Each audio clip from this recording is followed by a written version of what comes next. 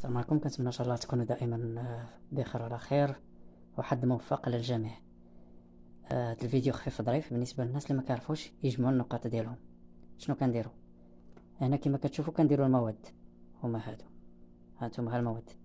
كاين هنايا التربيه البدنيه، الفرنسيه، التربيه الاسلاميه، الرياضيات. اذا هاد 4 المواد كيتعلقوا تقريبا بالجهوي، كل وحده والمعامل ديالها.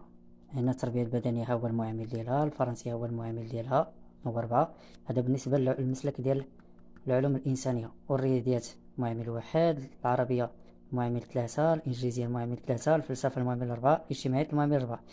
إلا درنا الطوطال ديال هادو غادي تجينا هنايا، غادي تجينا إلا حسبنا 1 زائد 4 زائد 2 زائد 1 زائد 3 إلى غير ذلك حتى لهنا، غادي نلقاو في المجموع ديالهم غادي نلقاو 22.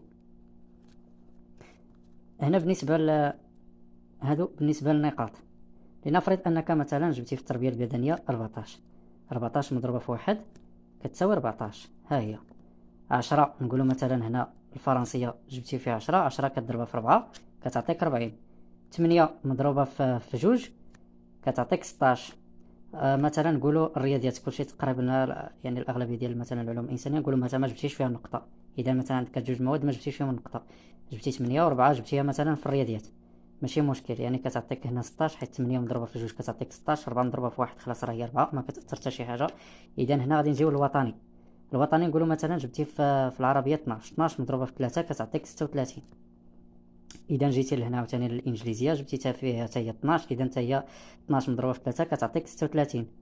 بالنسبة للفلسفة جبتي فيها 9 مثلا ربما ناقص ولا شي حاجة فيها ماشي مشكل، كتجي مثلا جبتي 9 مضروبة في 4 كتعطيك 36. هنا جيتي للاجتماعيات جبتي فيها 10 كتضربها في 4 كتعطيك 40. غادي نشوفوا إلا جينا نديرو الطوطال ديال هادو، يعني غادي نديرو الجمع 14 زائد 40 زائد 16 زائد 4 زائد 36 غادي نلقاو في المجموع ديالهم 222.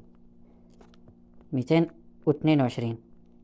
شنو كنديروا لهاد 222؟ كنقسموها على المجموع ديال المعامل.